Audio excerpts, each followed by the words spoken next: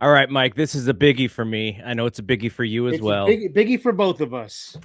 Tribe Called Quest, 1991, Low End Theory. We are going to dive deep into this album, but we're also going to dive deep into their career. And I'm not sure if the normal length of this show is enough time, but we're going to do our best to get through it. We'll figure it out. And I I guess I want to say you found them before I did for sure because I remember hearing Bonita Applebum, but I don't really remember the first album all that well. And then the Low End Theory comes out, and I'm like, okay, how can I get everything that sounds like this? But like, when would you have found like right away when the first album dropped?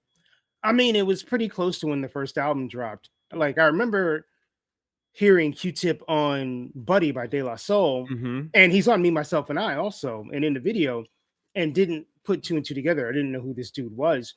And then like the first video that came out from the first album was I Left My Wallet in El Segundo.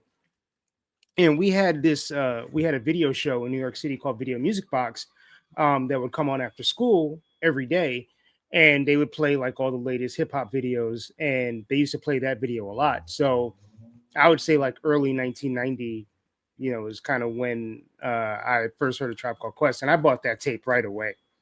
Like, so I was definitely an early adopter. Yeah, that's I knew you would have been. And it's kind of one of those things where, a lot of it is place and time. Mm, The West Coast isn't really listening for a Tribe Called Quest, until they were like forcing down the door and everybody had to hear them. right. But yeah, and I saw enough of them to know who they were when the second album came out, and I was just blown away. And a lot of I guess you always need to be introduced to things by somebody. And I remember playing high school basketball. Our team was, I would say, I want to say there was like one white dude, some other races, and then half black. And I remember a couple of guys on the team who were listening to the tape, in the Walkman. Right. And I was like, I kind of know that. I've heard the song on the radio. Like, how do I get the CD? Like, how do I find this without really letting them know, like, because you listen to this, it is now important for me to For listen. me to listen to it, I want sure. to I want to be part of this thing. I'm on this team. I want to get closer to my teammates. They're listening to this thing. How do I do it? And really, that was my influence to really go find it, buy the CD, listen to the CD, absorb the CD, and then strike up the confidence to talk about this album to them as if this has like always been my lane, right? So it's a very big memory for me when I first heard Low End Theory. Okay, before we dig into the story of Tribe Called Quest, the story of the Low End Theory, we are going to also dig into the year of 1991. Mm-hmm. There's a lot of stuff happening in 1991. 1991 was a very pivotal year in music, so I'm excited to kind of dig through this a little bit. There's so much. This might be the Yeah, longest one so far. let's Okay, go. let's start January 15th. I'm And still here. I'm just turning lights off. okay, and by the way, people who are watching this on video, my tribe hat is kind of funky with the lettering. And the reason is I use a green screen. And so when you have green things, the green screen Oh, kind of reacts to them like they're see-through. And so I also have my tribe shirt, but anything that is green is probably doesn't look green because I have the green screen behind me. So that's just why my hat looks kind of funky. so the But word tribe on your shirt or on your hat is supposed to be green? the whole outline of it is green. It looks white. Yeah. It's like heavy green, heavy red, heavy black, heavy Right. white, and you just can't see the green. Yeah. Okay, January 15th, 1991, an all-star rendition of the John Lennon song Give Peace a Chance is released, featuring Yoko Ono, Lenny Kravitz, Peter Gabriel, Alana Miles, Tom Petty, Bonnie Raitt. Why is the chorus of this song still in my head to this day? Because it's catchy. Right when I read that, I just started like hearing it in my head. Same. Yeah. January 16th, the 6th annual Rock and Roll Hall of Fame induction ceremony is held in New York. The event goes forward despite a tense atmosphere caused by the president's announcement of the Gulf War the same evening. The inductees are Ike and Tina, Jimmy Reed, John Lee Hooker, Laverne Baker, The Byrds, The Impressions, Wilson Pickett, and Howlin' Wolf.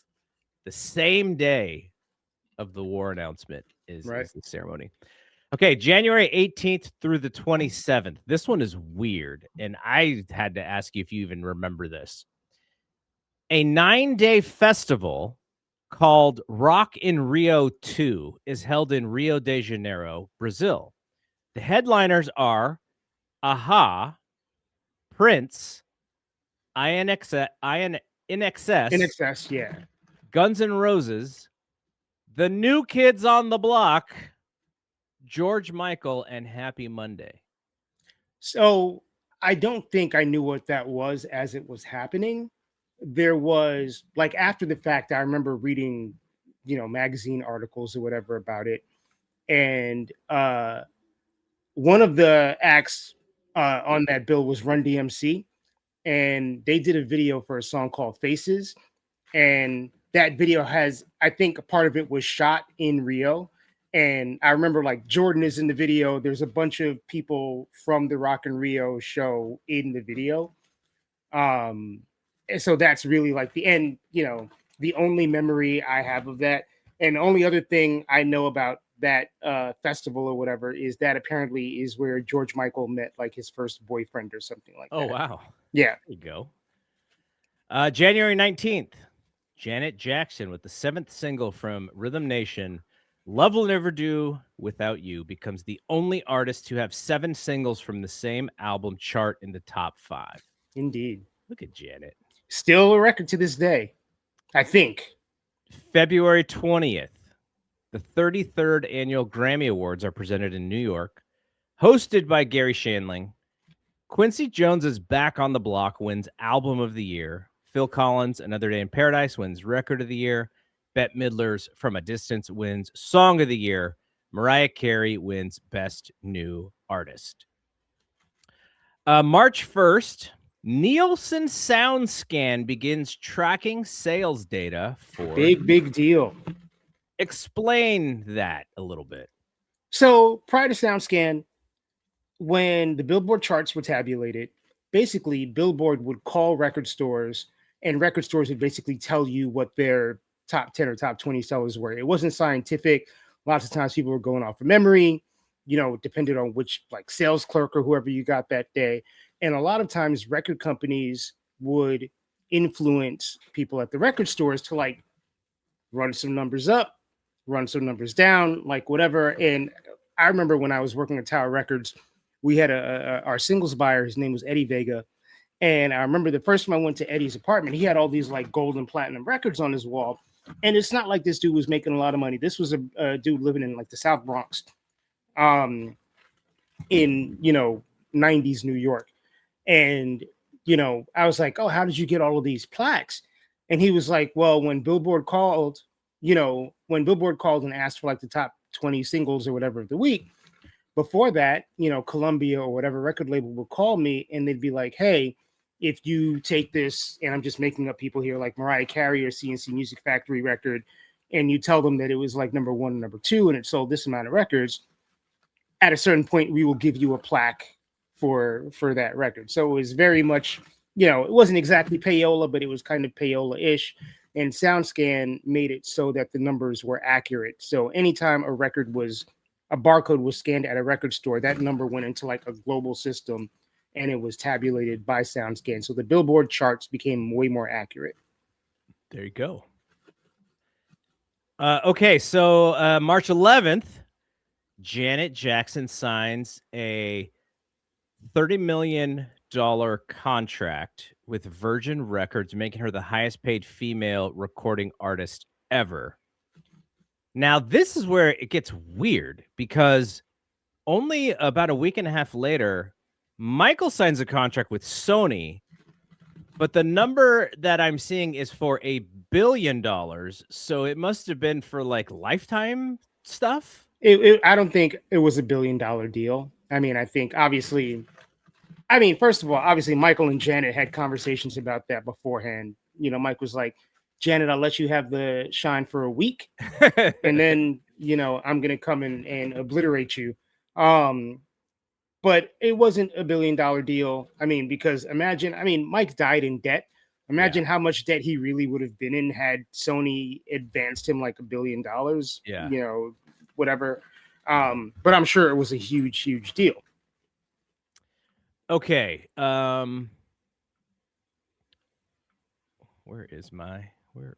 my notes? Oh, okay, here we go.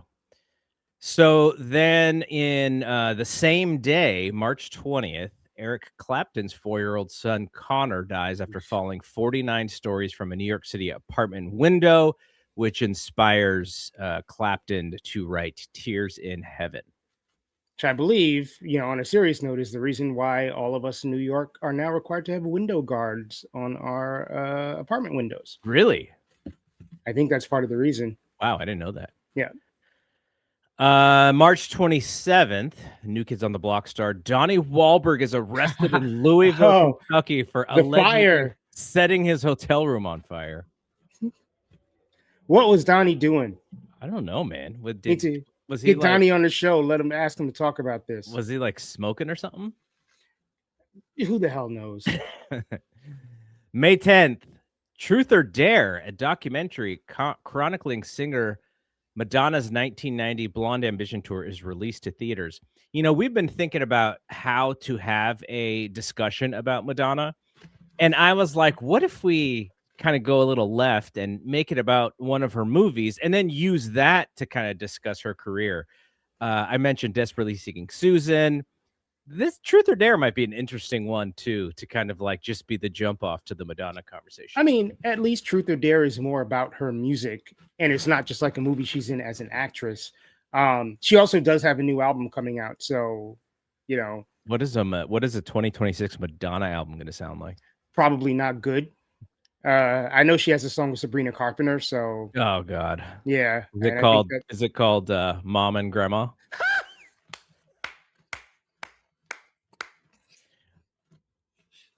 Wow.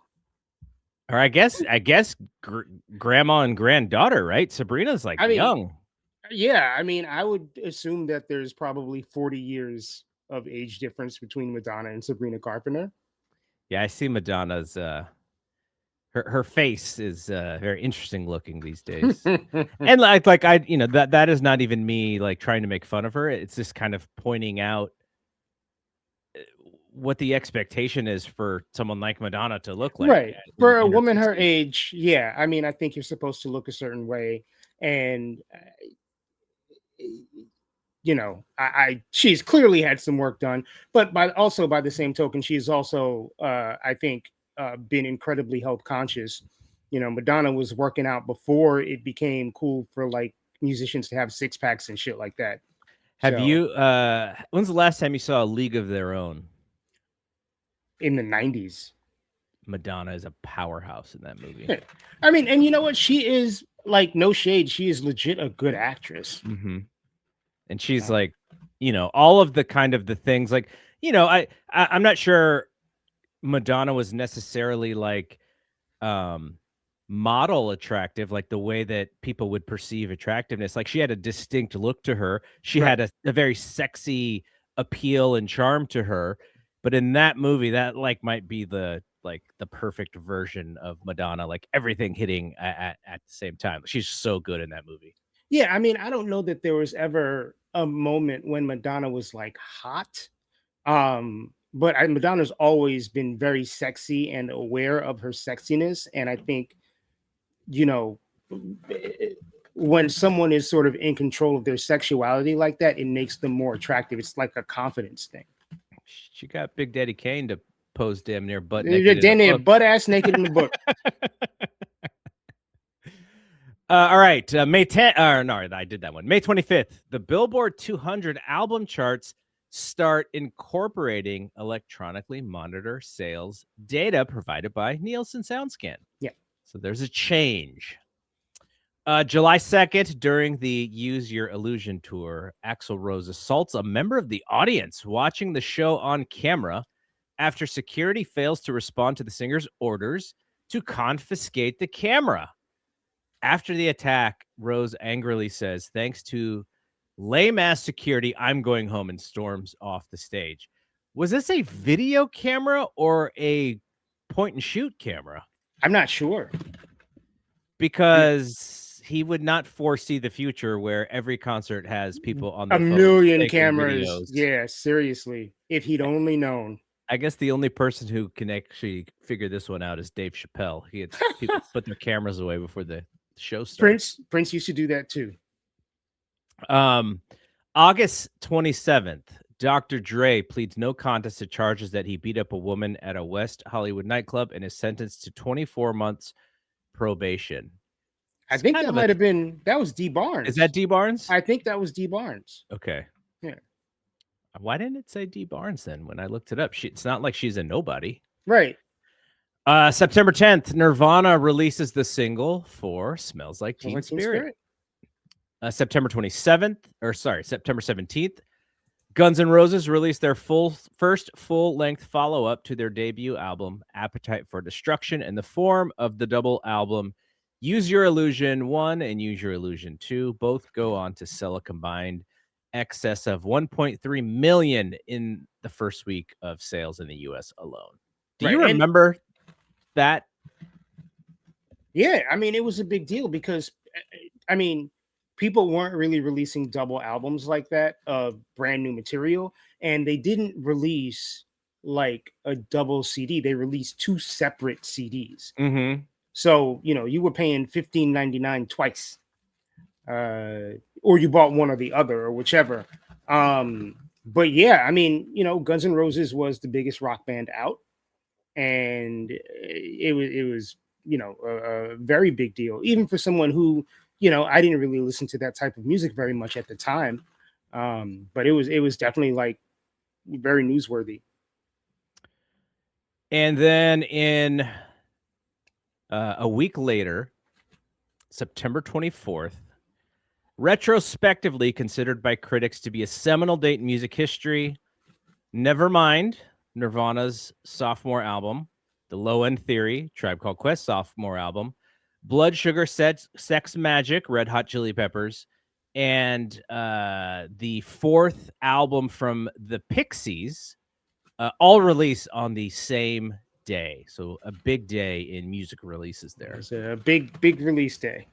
November 14th, the new Michael Jackson music video, Black or White, premieres in 27 countries to an audience of 500 million people. I would actually be interested in someone auditing that number. Controversy is immediately generated by the video's last 4 minutes, in which Jackson smashes windows, vandalizes a car, causes a building to explode, and just grabs the hell out of his crotch. I don't even know if people were so mad about him breaking shit, but there was a lot of crotch grabbing in that video. What was the reason for it? Because that song is not a violent song. It's not a violent song. I mean, the reason behind it is Michael wanted to be on the news. That's the reason behind it. I don't know, man. And it also was on primetime TV because that video premiered like right after The Simpsons. Yeah. On network TV, broadcast to everybody. So it, you know, Michael wanted to make a statement, wanted people to be talking about him, and that was his way of getting people to talk about him. November 24th, Freddie Mercury, lead singer of Queen, dies from AIDS-related complications at the age of 45, one day after making the disease public in London. Right. November 26th, Michael releases his worldwide hit album, Dangerous. It comes 4 years after Bad and goes on to sell more than 32 million copies worldwide. I ran my ass to the record store to buy that album. I don't think I had it initially, but my sister had it, and so it's like I kind of had it. Yeah. No big deal.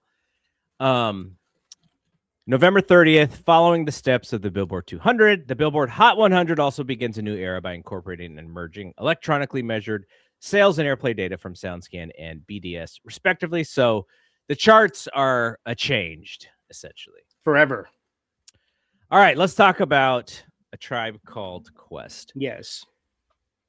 You like they are a little bit older than us. Yeah, like 5, But 6 years. but they're like geographically not that far away from you growing up, right? I mean, they're in, well, Fife and Tip and Ali grew up in Queens. So I would say if you're driving from where I live now to where they grew up, it's probably like a 45-minute drive. Okay. Jerobi grew up in Brooklyn. And Jerobi and I actually went to the same high school. Okay. He graduated before I started, so there was no overlap.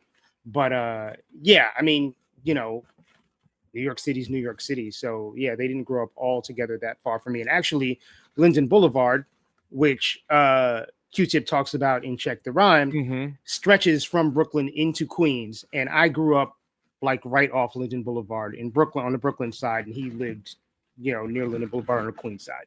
Oh wow. Yeah. All right. So obviously A Tribe Called Quest, Q-Tip, Phife Dawg, they were childhood friends.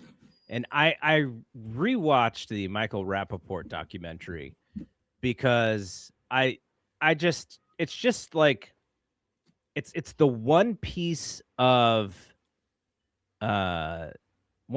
content that kind of just spans their career and tells a story. And I know Q-Tip himself maybe wasn't happy with the story. I could see why, because he came off pretty cold in some instances. In one specific interview, he came off pretty cold and the documentary is shot oddly too. Like there are some scenes of the documentary where you're like, okay, like I understand that shot. They're sitting this way. They're turned to the camera correctly. And in other times, it's like cameras like this and like Q-Tip's giant face, and then it's just weird. It is weird. I imagine that once they figured out what they had to piece together stuff that they didn't even really think that they were going to use. That would be my guess as to why the documentary looks the way it does. But even though Q-Tip doesn't like it, it does feel real and raw in a way that I don't know, a written piece or an oral history or whatever would work. Like this thing feels like, oh my gosh, we're watching these guys almost like it's real time and these guys are just breaking up, Yeah.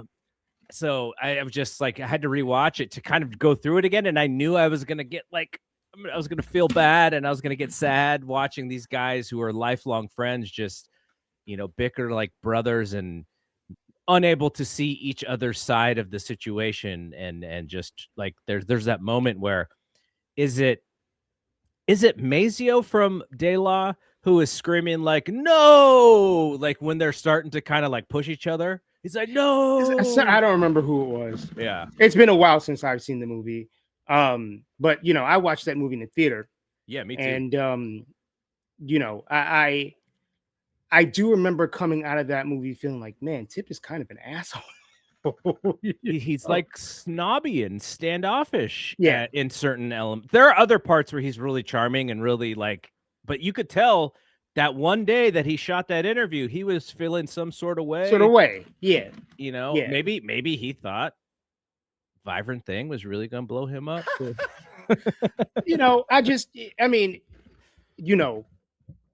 I've worked in the industry I work in long enough to know that creative people think and feel a certain way. There's a certain amount of entitlement that some creative people have.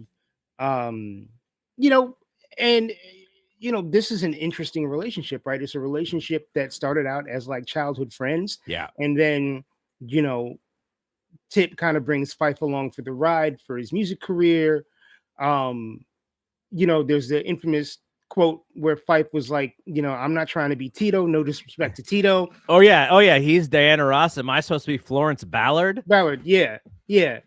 And the dynamic of that relationship changes. Mm-hmm. And I think Tip was frustrated at the fact that Phife didn't really take good care of himself. Yeah. So it's kind of all that stuff builds up, and it's just a very complicated relationship.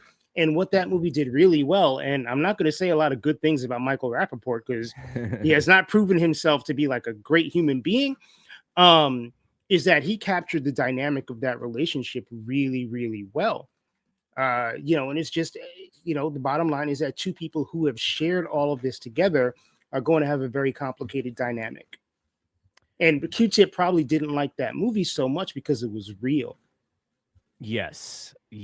And it probably made him second guess the way that he handled some of those questions. And yeah, there's probably a lot of regret in there as well. No doubt. And the fact of the matter is this story ends in a happy note. As we'll go through it, they do break up and they have these issues and they're trying to get they're getting paid a lot of money to just get back on the road and do these concerts. Right. And they cannot keep it together just to do these things. But then, do you remember the story behind the Tonight Show performance in 2015 that kind of kicked everything back off? I don't remember this story. So I may search for it while we talk because it's the one thing that I was like, oh yeah, I forgot about that. Well, I think it was, there was a 25th anniversary release of People's Extinctive Travels, right, which had like a bunch of remixes on, I think Pharrell and like J. Cole. Yep. And shout out to my man Will because he worked on that project. And I think the reunion performance was specifically to promote that release. Right. Okay, so maybe it's just as simple as that. Yeah, and it was Jimmy Fallon. Yeah, and so after that show, I don't know if it was determined before they did it or just they felt the magic was back or whatever, but then they secretly started recording what would become the final album. Right. Okay, so getting back to kind of the origin story. Q-Tip's first rap name, is this correct? MC Lovechild? I've heard that before. This is when he links up with Ali Shaheed Muhammad. They're making demos over Q-Tip's pause tape beats. They talk a lot about that in the documentary. Phife joined shortly after, and then Jerobi comes in, and they start calling themselves the Crush Connection, which I think then becomes Quest, and then is it somebody from the Jungle Brothers who says that they should call themselves a Tribe Called Quest instead of just Quest? Again, that sounds right. I'm not 100% sure, but that sounds like what happened or what I've read happened. So Q-Tip is then on two Jungle Brothers tracks, Black is Black and the promo, and they create the formation of what becomes the Native Tongues, a loose family of groups: Jungle Brothers, De La Soul, Tribe Called Quest, Queen Latifah's in there, Moni Love, Black Sheep, Chi Ali. I'm forgetting some. There's one other group, Brand Nubian. And they weren't really native tongues. I think we caught like the major ones. I mean, it was major ones was Jungle Tribe and De La Soul. And then everybody else was kind of like a satellite.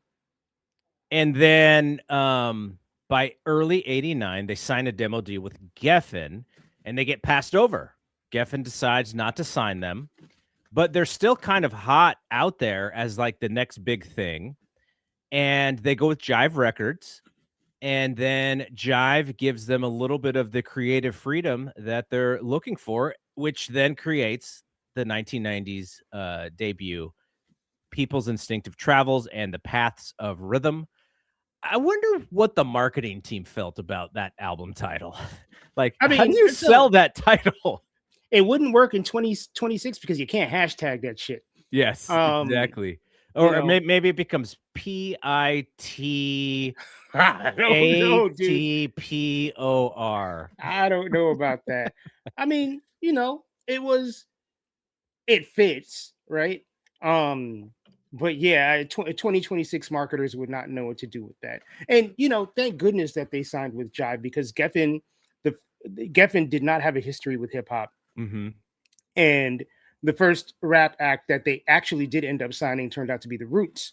Maybe 5 years after A Tribe Called Quest. So and the Roots cannot exist without Tribe. Yeah, and the Roots, yeah, absolutely. So that album drops, and Can I Kick It, Bonita Applebum, those are historical hip hop songs. And we'll go back and go through the discography, but I wanted to talk about some of like the kind of like the interesting stories about this group as a foursome. They aren't always a foursome, by the way. After the first album, Jarobi is like, I have other dreams. I am into culinary arts, and I think there's actually songs from a low end, the low end theory with him on them. But since he left, they just cut him out of the album completely. But he did record some stuff for the album. I mean, to keep it real, Jerobe's not really on the first album either. I feel like he's the most you ever hear from him is on the last on album. the last album. Yeah. Absolutely. Yeah. Jerobi is there as, Fife's main man, really. Right. Like they were so close to the point of later in life as Phife moves to Atlanta at some point. I think it's actually before Midnight Marauders, or maybe it's right after Midnight Marauders, right around that time frame. Yeah.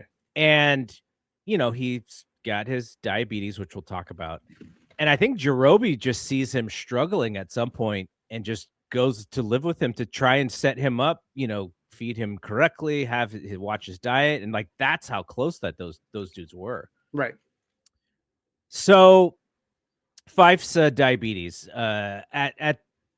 he was diagnosed in 1990, literally 1 month after the Low End Theory sessions wrapped. It is, I think, it says his mom have it or something. Like there's a family connection there. I mean, diabetes is hereditary, so usually hereditary, so that makes sense. And obviously, when you're touring and when you're traveling, it's not easy to get your exercise in. It's not easy to eat well.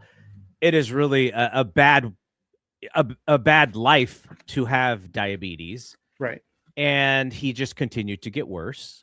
In the documentary, he basically calls himself a sugar addict. He's like, just like any other drug, I was an addict to sugar. He's like, even when I was able to stop eating breakfast cereal and I was stop eating Snickers and all these candy bars, I would just drink fruit punch all day long.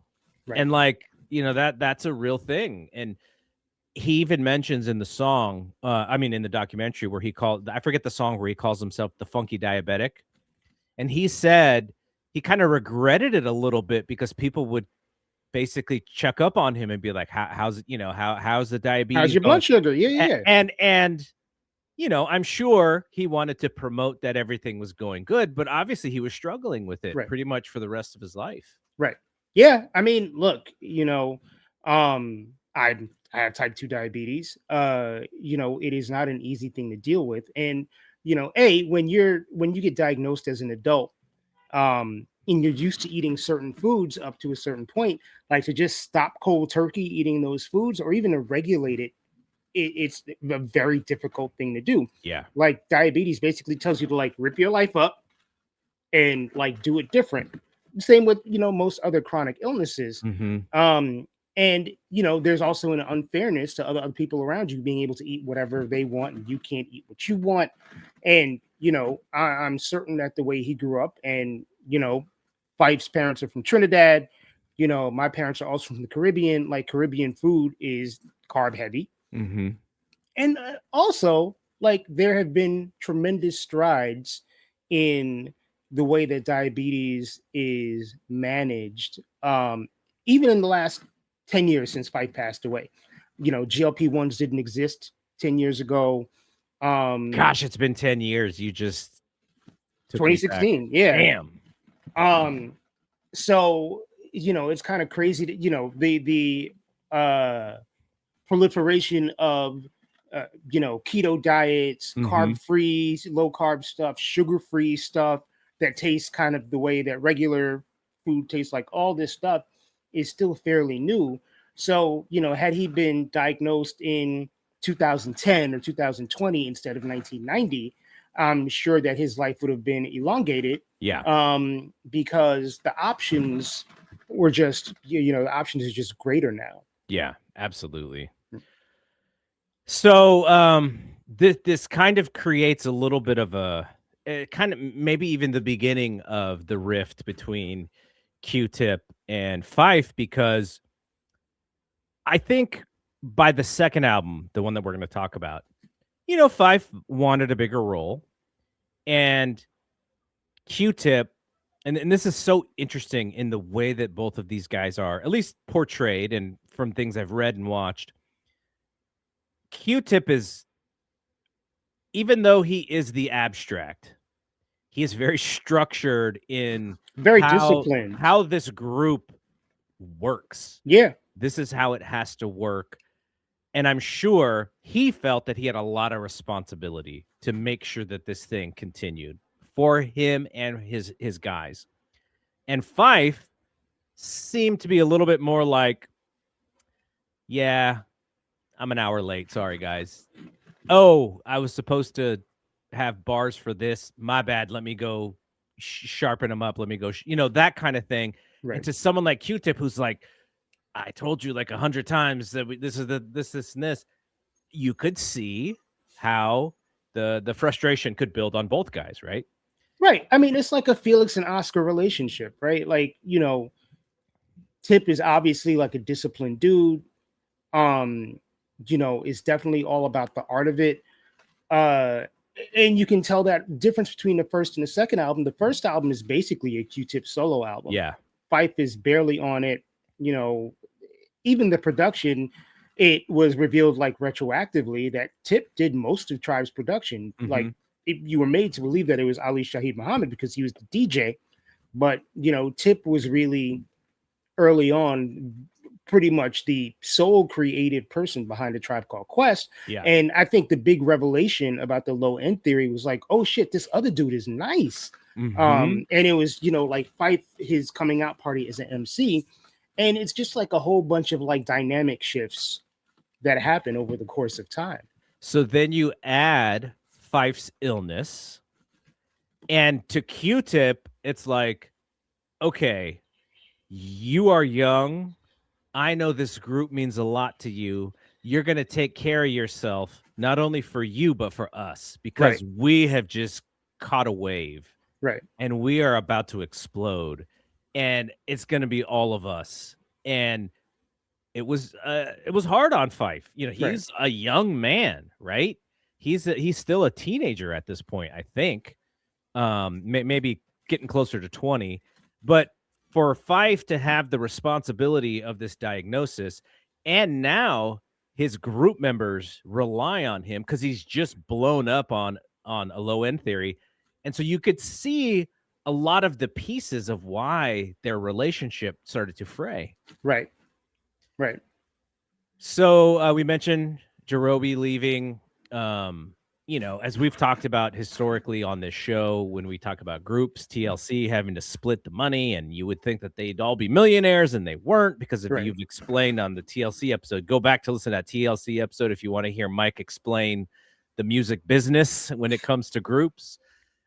Same thing with these guys. It's not like they all just turned into millionaires after being a successful group. And Jarobi was like, this is awesome, but I got this other thing that I want to do. Right. And I mean, I also, not to cut you off, like that. By the way, don't ever worry about cutting me off, because I rely on you to come with a lot of knowledge. And so even if like I'm a little off on something and I know you feel bad sometimes, you're like, I'm correcting. Don't worry about that at all. That's why you are here and why you are you. I can't help having manners, Garrett. Like those albums. First of all, the disparity in sales between A Tribe Called Quest and TLC is huge. Yes. Like, I mean, Low End Theory went gold, but it went gold like a year after it came out, and went platinum like years after it came out. Whereas, TLC is selling 5, 6, 7 million records at a clip. Phife did say he had more condoms than TLC, though. That is, well, it is the responsibility of the man to have the condoms. So shout out to Phife Dawg for that. Yes. But I mean, I'm pretty sure like that first album maybe sold 250,000, 300,000 copies its first year and a half out.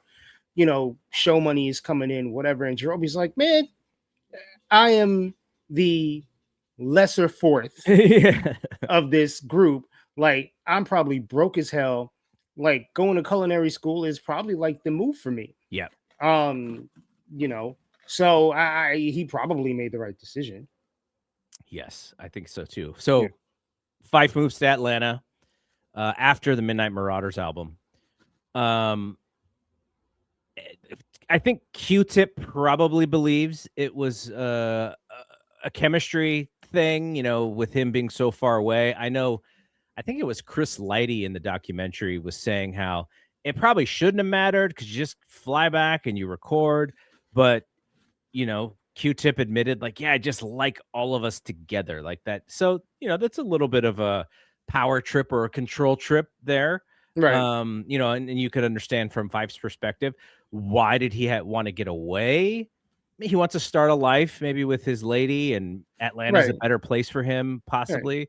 So, you know, lots of different reasons, but it was it's a thing that you look at, and Phife would say that, you know, he would fly in and nobody would be there and sessions would be canceled, and so logistically, you know, maybe there was communication errors that were happening at the same time. And I had forgotten about this one. 1994, Q-Tip's record collection gets burned. Was it that early? I thought it was later than that. But yeah, Q-Tip's house caught on fire and he lost all of his shit. Crazy. I Yeah. wonder how much of it he was able to get back. I don't think he got any of it. Well, I mean, he would Yeah. had to rebuy it, but yeah. I Yeah. mean, just thinking of the, you know, I'm sure he has an insane brain of thinking, you know, all the things that he would have needed or all the records that they use to recreate stuff. Like, I'm sure he probably does have that insane kind of brain, but I imagine by 94, his vinyl collection was probably in the Insane. thousands. Yeah. Insane. And this isn't 2026 vinyl world where like you have Discogs and everybody knows how much shit is. This is where you could go crate digging and you could find like dope shit for like $1. Yeah. Yes. Yeah. Okay. So then we talked about them getting back together in 2015, late 2015. And Phife dies March 22nd, 2016, at the age of 45 from complications of diabetes. His kidney function had declined for years. He had a transplant. Yeah, his wife was the transplant in 2008. And the album is released in November of 2016. Gosh, I didn't even really think about how long it was when he passed until the album had come out. Right. I mean, yeah, nobody knew the album existed until after he passed away. Yeah. Whew, man. Yeah, actually, let's talk about this here. That last album. If like my memory is Donald Trump is elected and that album comes out like very close to that time frame. Yeah. And without that album, I would have been I was frustrated like terribly frustrated with how that turned out. Right. But I feel like that album helped. I mean, it was a reflection of the times, right? It's like all of this stuff is going on politically, and then 2016, like Phife dies, Prince dies, David Bowie dies, George Michael dies. Like, it just felt like shit was falling apart in very real time. So to have this Tribe album come out, and also to have it be as good as it was, because the last couple of Tribe albums were not great. Like it felt very bittersweet. Like, here is this great piece of art, and we're never going to get a piece of art like this from these people again. When we've talked about the New Jack Swing time frame and how that changed the sound of R&B, I feel like this sound from A Tribe Called Quest, it's not an opposite statement, but it is a little bit of like we're actually going to go deeper into the history of music and unplug these things that have been overlooked for all of these years, because the glossiness and the like the flashiness of New Jack Swing, when you listen to Tribe, like, it is not glossy, it is not flashy, it is Right. jazzy, it is kind of unearthing things and sounds that maybe I wouldn't even think to listen to, or to hear. Well, I mean, I was listening to Bugging Out before we started talking, and on that song, like Tip explicitly is like, "Yo, I'm a Cole Yank the plug on R&B," and he definitely saw Tribe's sound as kind of like an anti, the flashiness of like Mhm. R&B production. And what albums like the Low End Theory ultimately ended up doing was basically creating what people now know as neo soul. Mhm. Whether it's Raphael Sadiq, or who worked with Tip and Tribe on a number of times back and forth, or D'Angelo or Common or the Roots, or whoever, like Erica Badu, like all of that stuff kind of pulls from the sound of albums like Low End Theory. And I got to give a shout out to a guy who engineered most of those albums, Bob Power, who passed Mhm. away a few months ago. Yeah. And I think he was as big a part of that sound as any of the people who actually got like artist credit on the albums. You you know what his favorite Tribe lyric was? The one that mentioned him. Yeah. Well, Yeah. Siemens Furniture is his favorite line. Is his It does. favorite Did line he actually say that? on the documentary. He said that's his favorite line. Oh, I didn't even see. It's been so long since I've seen the documentary. I don't even remember. I know, And like, going back and rewatch. Now I've seen this documentary. Like, I literally bought it off of iTunes, like, when it came out. right. I've probably seen this thing like 5 times, but it'd been so long that I was like, "Oh, all the people that Questlove has mentioned on his podcast are now on this on this Video. Yeah, documentary." yeah, Yeah. exactly. Yeah, absolutely. And we'll talk about Siemens Furniture later. Uh, but that's one of my favorite Tribe lines too. Yeah, So shout out to Bob Power. it was incredible. Yeah. Okay, so, I guess, the reason why I brought up this New Jack Swing thing is because, so hip hop is in this space. You have the West Coast sound, you have this burgeoning neo soul sound, and then as the mid 90s to the late 90s hits, it's like the Bad Boy Puff Daddy sound, which is Mm, now going back to this like real flashy, like repetitive radio hit kind of style. And it makes sense that Tribe really doesn't fit in this time frame now. However, when Q-Tip goes solo, he attempts to fit into this sound, which is an interesting contradiction, but at the same time, he probably felt like he had to be a little bit of a chameleon to continue to do what, to continue to exist in this space. What do you think about his solo career? I mean, I remember when I first heard Vibrant Thing, and I was like, this. First of all, this record is dope. Yep. Um, it sounded very different to what I was used to hearing, records that I was used to hearing Q-Tip's voice on, because Mhm. it sounded very radio friendly. Um, but it was a good song, and you couldn't like deny that. But I remember buying that first album, Amplified, and being like, this album sucks. Um, because the production it felt like it was just super basic, and like there wasn't a lot of thought behind it. Like Q-Tip was like, oh shit, I got a hit. And then kind of went back and was like, let me just make 13 different versions of Vibrant Thing. And that might have worked for like a song or two songs, but it didn't really carry across the whole album. And I guess the other thing I realized, and having heard Q-Tip's subsequent solo work, is that Q-Tip's best when he shares an album with like other people. The Renaissance is a great album, but part of the reason the Renaissance is a great album is because there's a variety of production. There's a song with Nora Jones, there's a song with Raphael Sadiq, there's a song with D'Angelo, there's Busta's on that. Like there's just different things. So I don't, as dope as Q-Tip is, and as dope as Phife was, like neither one of them I think could carry an album completely by themselves.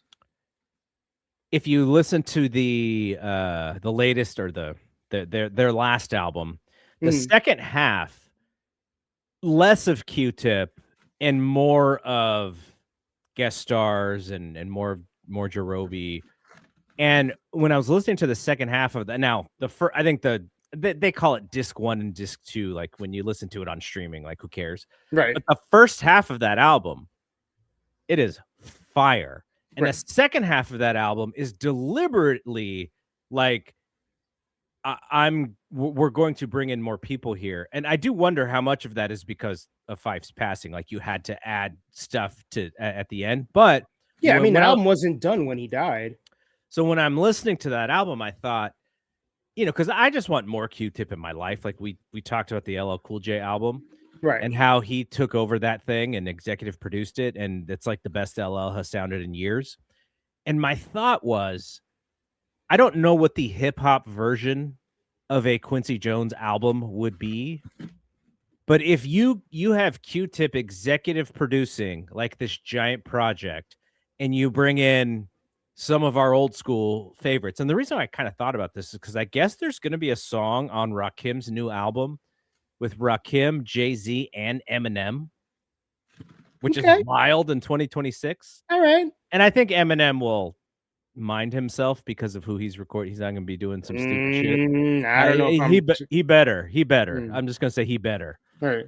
But if you put Q-Tip behind like an album that has a message or a statement or an idea, and you bring in some of these old guys, you don't have to bring in any of these new people who I don't even know the names of. But you Right. could even go from the 2010s, and you got Kendrick, and you got these other folks who have been decently successful.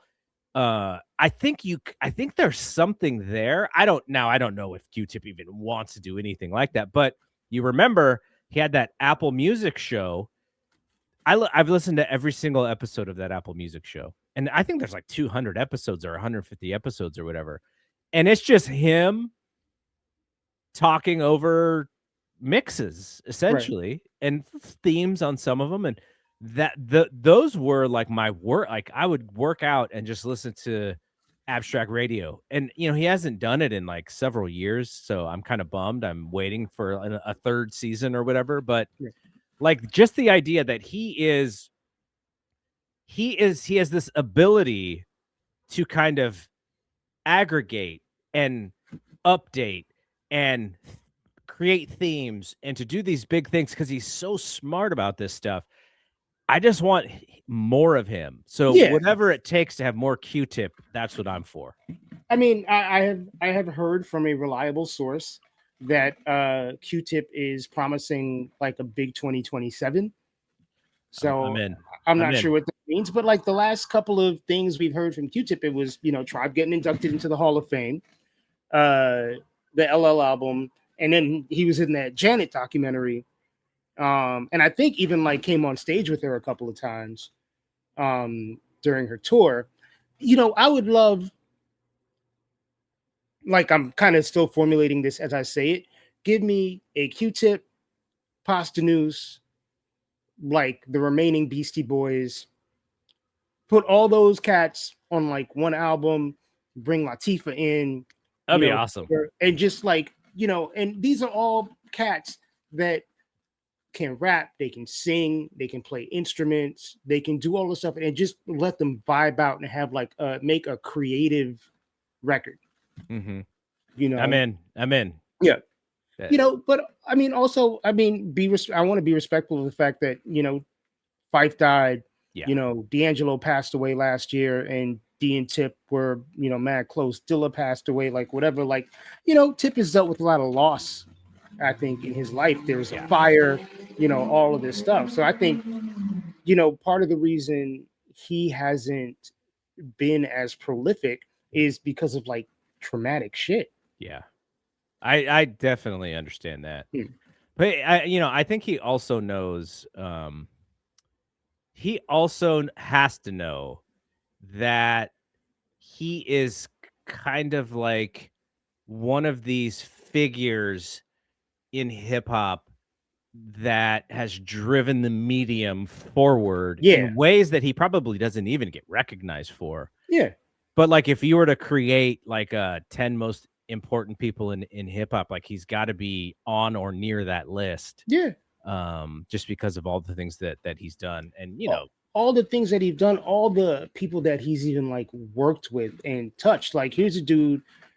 He, you think of like house music. He was on "Groove Is in the Heart," like, which is like a seminal New York City club record. Like, he's hip hop. He's worked with Jack White. He's, done all this different stuff. He's just like a musician's musician. He's not just hip hop. So he's an icon for a lot of different reasons. Yes. Okay, so let's talk about the discography here. So the first album, People's Instinctive Travels and Paths of Rhythm, 1990. Just what did you think about the idea or the marketing, the clothing, the style?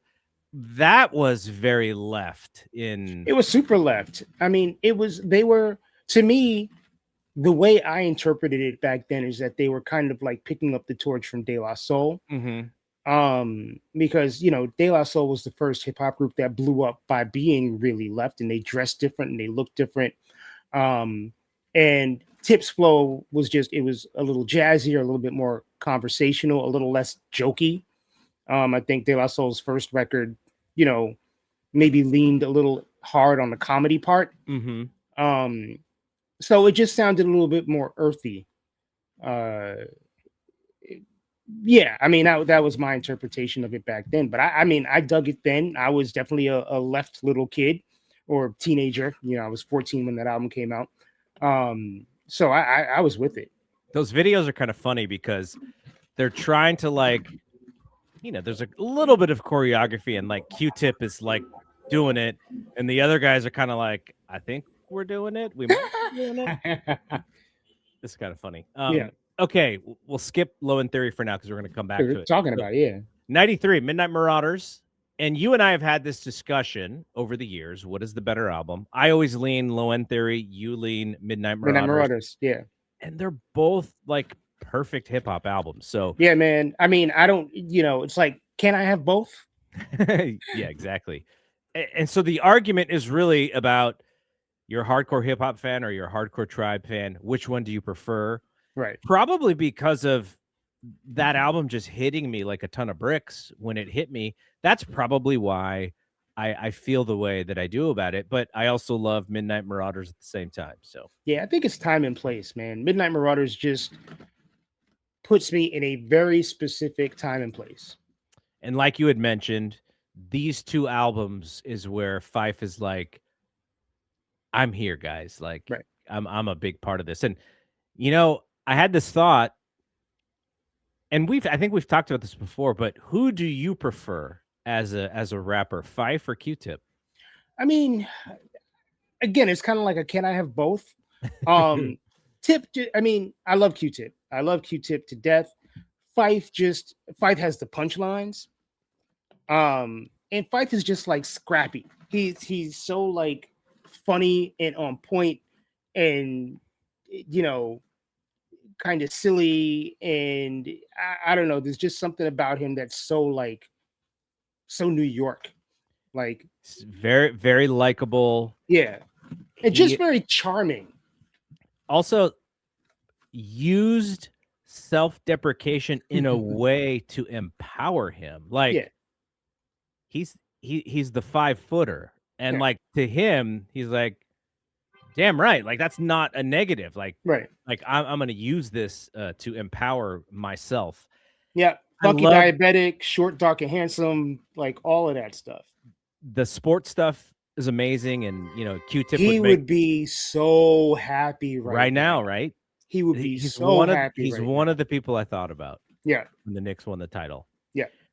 The other thing is, like, he was just a sports fan as well. Like, there's a scene in the documentary where Q-Tip's kind of making fun of him. He's like, you're a Knicks fan and yet you're wearing Lakers gear. Like, what is going on with that? And Q-Tip was just like, the Knicks are pissing me off right now, and I love basketball too much, and so he's wearing Lakers stuff. He would wear Warriors stuff. Like there's a ton of times where I see him in like old Warrior stuff, and I was like, okay, if you're on the East Coast or you're in Atlanta and you're wearing Warriors garb when they were terrible, Yeah. like you're a true basketball fan. Phife was like sports in general was just like a sports nerd. Yeah, for sure. But I lean Phife as well for the same reason as you. Like, and I love Q-Tip. I think Q-Tip is as close to a musical genius as you can get. And Phife was not, Right. but Phife was really, really fun rapper. Yeah. Okay, Beats, Rhymes, and Life is 3 years after Midnight Marauder. So you have what many people believe is your best album. And again, we're getting to the time frame of where rap is changing. All Eyes on Me is 96, and it's all about Pac and how to a Tribe Called Quest fit in. There's some changes on this album. Jay Dilla becomes a part of the production. He and Q-Tip and Ali. Phife is, who knows why he's kind of pulled down a little bit. Consequences on this album. Yeah. Related to Q-Tip, his cousin or something. Yeah. And so it sounds like Q-Tip had a lot of ideas on how to advance the group and maybe didn't get everybody on board. I don't know. I think it definitely became more of Tip's vision. You know, I mean, at the end of the day, like that last Tribe album is basically like it's the 4 original members and then plus Consequence and Busta. So it's basically now a 6-person Tribe Called Quest at the end of the day. Yeah. But, you know, Beats, Rhymes, and Life, they brought Consequence in. I don't think he was the best fit. It definitely upset the chemistry within the group. You know, like you said, the sound of hip hop had changed. It kind of felt like they were playing catch up a little bit. Like that is my least favorite Tribe Called Quest record. What do you think about Dilla? I mean, I think Dilla was a dope producer. I think I will say this delicately. I think Death overrates everybody. You know, I think he was dope. Do I think he was the best hip hop producer of all time? No. You know, he's certainly part of the conversation along with, you know, Dre and, you know, DJ Quick and Premier and, you know, Pete Rock and like all these other people. But, you know, I have a lot of respect for him. Yeah, I mean, that's kind of that. So then, you know, it actually debuts at #1 and is their biggest selling debut. But I think a lot of people, like you said, thought it was their worst album. So they come back in 1998 with The Love Movement. This one is interesting because I remember reading, I don't know if it was a source or whatever, and they're writing articles that these dudes hate each other before this album even comes out. Right. I mean, well, they were on the cover of the source announcing their breakup right when the album came out. And I don't imagine it's a great marketing for an album to say, here's your last Tribe Called Quest record. Yeah, we hate each other on an album called The Love Movement. Love Movement. So, but you like this one better than Beats Line. I like it better than Beats, Rhymes, and Life. I think it holds together better. Like it sounds a little bit more cohesive. There's less consequence. You know, it sounds more like a typical Tribe album. But again, it doesn't like those first 3 albums, like they sound connected. And, you know, the last 2, the 2 albums, sort of 2 in between albums, just sound, you know, disconnected. It doesn't sound like they're like in the studio together, like vibing off each other. It sounds a little phoned in, mailed in. I remember I was in college, 1998. I wasn't really working for the radio station, but I would do sports shows and stuff on the radio station. And my buddy, who I still do podcasts with today on my sports network, he was the sports director, so he was hosting our Roundtable Weekend Sports Show. And the hip hop DJ that was next for the next show was late and like was supposed to be there and was late to come. And so Brad, he was like, "Oh man, like they're late. I gotta put on a record for something because, we can't have dead air. So the Tribe album had just come out, and he gets the album and he just throws a track on, just not even thinking, because he didn't have the time to think.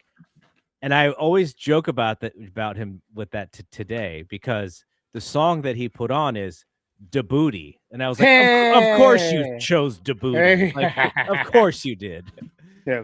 So, and we talk about iconic release dates. If I remember correctly, Love Movement, Hard Knock Life, Aquemini, and the first Mos Def and Talib Kweli album all came out the same day. I remember spending lots of money that day at Yeah. Warehouse Records across the street from San Jose State University. Yes, indeed. I think I had a class from 9 to 10:15, and I bailed out like 20 minutes early so that I could get to the warehouse, get to those albums right when they came out, and then go to my next class. And I will talk about Outkast some other time, but I remember like listening to all those albums and just that Outkast album blew me away, and I didn't care about anything else after that. The sound, I was like, there's so many sounds coming at my brain. I don't think I can comprehend, and they're coming so fast. Right. And then, Andre 3000 and Big Boy, just, that was kind of you can sort of hear, like, of course they weren't new, but you were like, okay, there's some star making things going on here. These guys are about to just go huge. Nuclear. It would be the next album, I think, where they would finally like blow up, but you could hear it in Aquemini.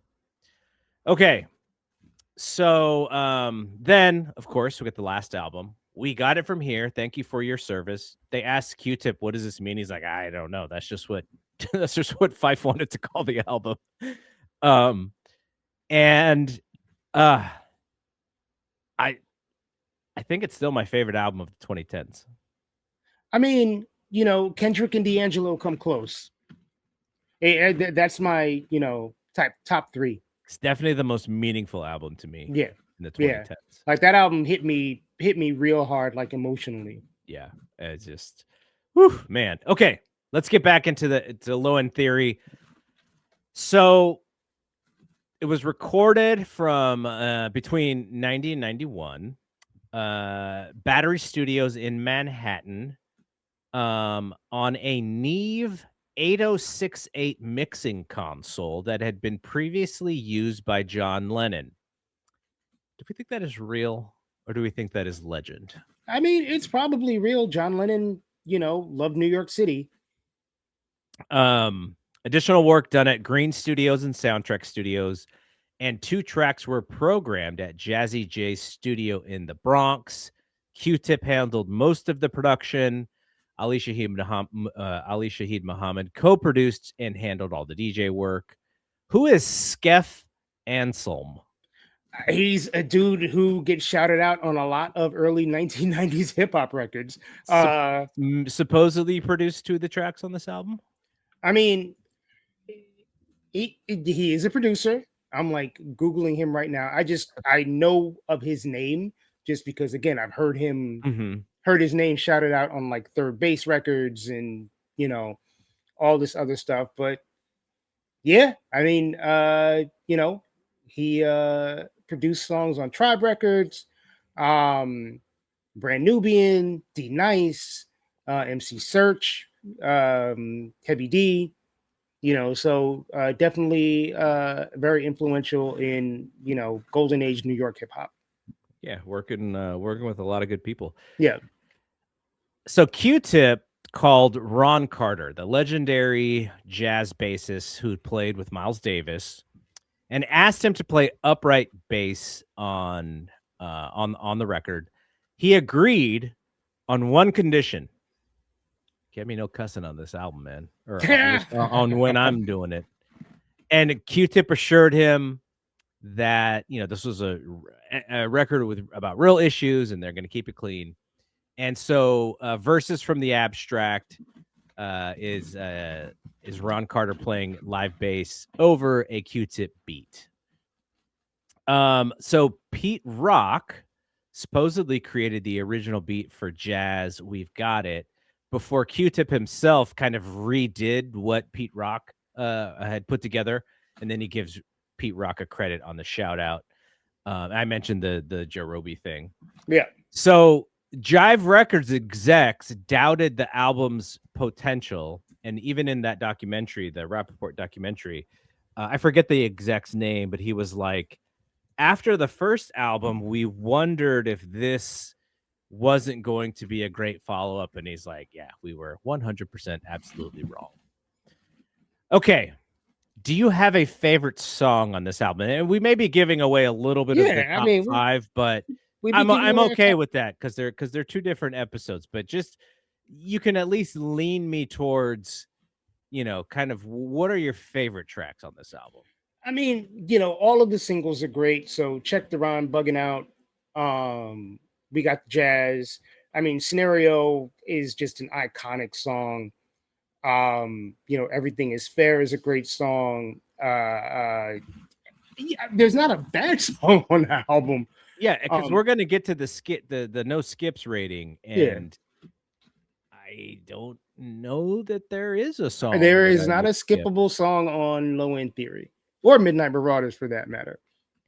Okay, it opens with Excursions with this crazy bass line right at the beginning that just goes like sometimes lead tracks, they're like, oh shoot, like this thing is coming. And sometimes lead tracks are just kind of like a little bit like, let's build you up. Like this thing comes out and just slaps you right in the face. And it's like, we're here. I was just like, oh my God. Like we're just re-listening to this album again.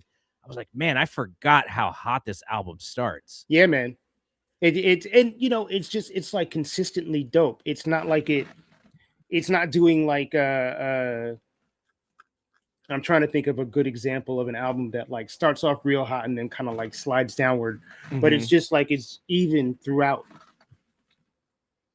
So on Scenario, Q-Tip, Phife, Charlie Brown, Dinko D, and Busta obviously are on this song.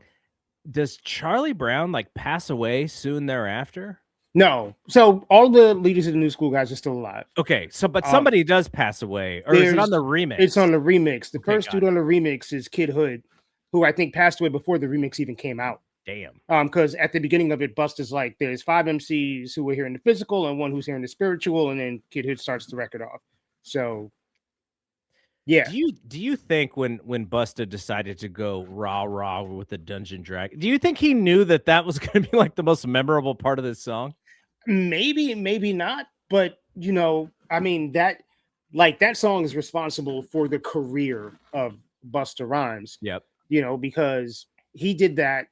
Then people kind of pointed him out rightfully as like the star of Leaders of the New School. Then people started asking him to be on their records and sort of do the verse that would knock everybody else out the park. And, it kind of built his legend from there. You know what his favorite Tribe song is?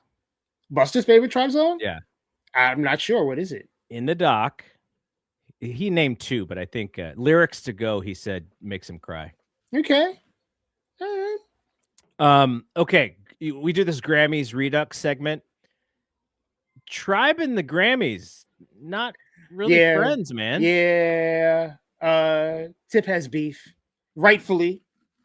So in 92 at the Grammys, LL wins for Mama Said Knock You Out solo performance, and best rap performance by duo or group is Summertime, DJ Jazzy Jeff and the Fresh Prince. Right. Those are probably right on the money for where hip hop was in 1991. I don't or 1991, 92. I don't imagine anything from that Tribe album was as as big to those voters as Summertime was. I mean, no. I mean, also I feel like that record would have, because it came out late in the year, so it probably would have gotten acknowledged the next year if knowing the Grammy rules, because I think the cutoff date is like September 1st, maybe somewhere around there. But yeah, I mean, they weren't going to give a Grammy or even nominate a Tribe Called Quest for a Grammy because they weren't really a commercial act. And so even this would be what, the 2017 Grammys, is that right? Or 20, we got it from here. It came out the end of 2016, so it would have been the 2018 Grammys. Okay, so the 2018 Grammys. Let me pull up the correct page here. Okay, so if we are looking at so actually, you know what's interesting is I think Q-Tip performs on the 2017 Grammys. And so for the 2018 Grammys, the best rap performance, Kendrick Lamar wins for Humble. I think that's a good winner there. For best rap song, Humble wins. Story of OJ is nominated. There's some other songs that I don't even really know that well. I guess Rhapsody is on there. Okay. You know who's on one of these Tribe albums who's awesome is Jane Doe. Yeah. What's Jane Doe's What is Jane Doe doing? Who knows? Yeah. Bodak Yellow, Cardi B. I'm like, okay, now we're kind of getting a little too ahead of ourselves here. I'm not a Cardi B person, so okay, but for best rap album, how would Tribe's last album stack up against Damn, 444, Culture by the Migos, Lila's Wisdom, Rhapsody, and Flower Boy, Tyler the Creator? I mean, it's better than all of them. And I love Kendrick. I like Tyler. Flower Boy's a good album. Yeah, I mean, I would mess with any of those except for Migos. But the Tribe album is I think just qualitatively head and shoulders above all those other records. All right, so a little bit of trivia here. Now, I've never heard this before, and so I wanted to get your thoughts on this. So supposedly, Rex and Effects took offense to Phife's line, strictly hardcore tracks, not a new Jack Swing. Yeah. And retaliated by punching Q-Tip in the eye outside of a Run DMC concert at Radio City Music Hall in 1993. I heard that as well. Who in Rex and Effects? Wasn't there two dudes? Was it two dudes? Two dudes or three dudes? I don't remember. 3 dudes? Yeah. I'm not... come on. And like Q-Tip's a big dude. Yeah. So, for somebody to like bum rush him like that, like, I don't know. Yeah, that's kind of silly to me. All right. Q-Tip was the one who introduced Jay Dilla, then JD, to the wider hip-hop world after meeting him through keyboardist Amp Fiddler on the Lollapalooza tour. Right. Okay, those are the only trivia things that we hadn't discussed yet. So let's get to our tiers. Must listen, mid, and 4 stands only. I think if we're being fair, I think there's 4 must listen albums. What do you think? I'll give you 3. Which one would you take out?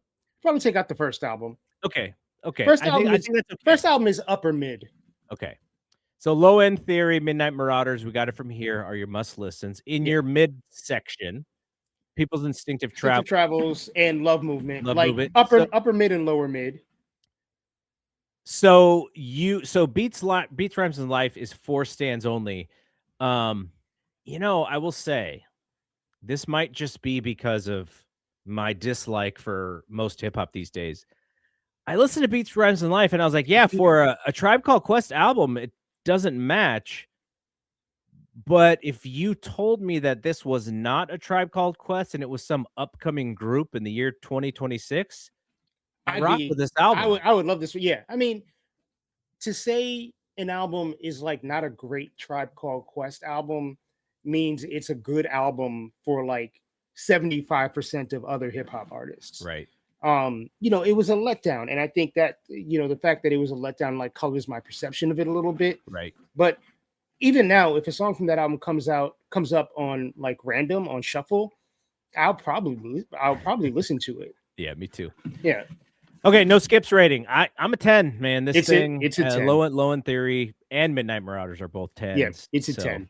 Yes. That was easy. Okay, yes. So we'll be back with the top 5. Okay. And this one was a great experience for me. Part of this journey for me has been reconnecting with stuff. Not that I've not been connected to a Tribe Called Quest, but actively listening, Right. actively going like, I'm going to listen to their catalog again. Uh, I even went back to, because they have an anthology album that came out. Was it after Love Movement? It came out after Love Movement. It came out right around the time because it has Vibrant Thing on Oh, right, right, right. it. So it came out probably right around the time the Tip solo album came out. And then they also have like a hits rarities And and remixes. remixes Yeah. album that is out there for folks. I listened to all that stuff. Hot Sex. I hadn't listened to Hot Sex in a little while. So it's just kind of like, getting back into that feeling with some of this music. And that's probably, one of the big things I get out of doing this project is just reconnecting. So this was a blast rewatching that movie, uh, thinking about where Q-Tip could go. And really also at the same time, like Phife Dawg is not as big, obviously, as Luther and Whitney, and even to the extent of how popular Amy Winehouse got. Right. But to me, he's as big as those people, right? Yeah. Because I mean, and I think the other thing is that Fight Dog felt like family. Like for I me have at a Phife least. Dawg shirt. I have a Fight Dog shirt. So that's how much Yeah. I was a fan of his. Okay, so we'll be back for the top 5, and this is Tribe Week, man. I'm digging it. Let's do it. All right, for Mike, I'm Double G. We'll see you when we see you. Peace Peace. out.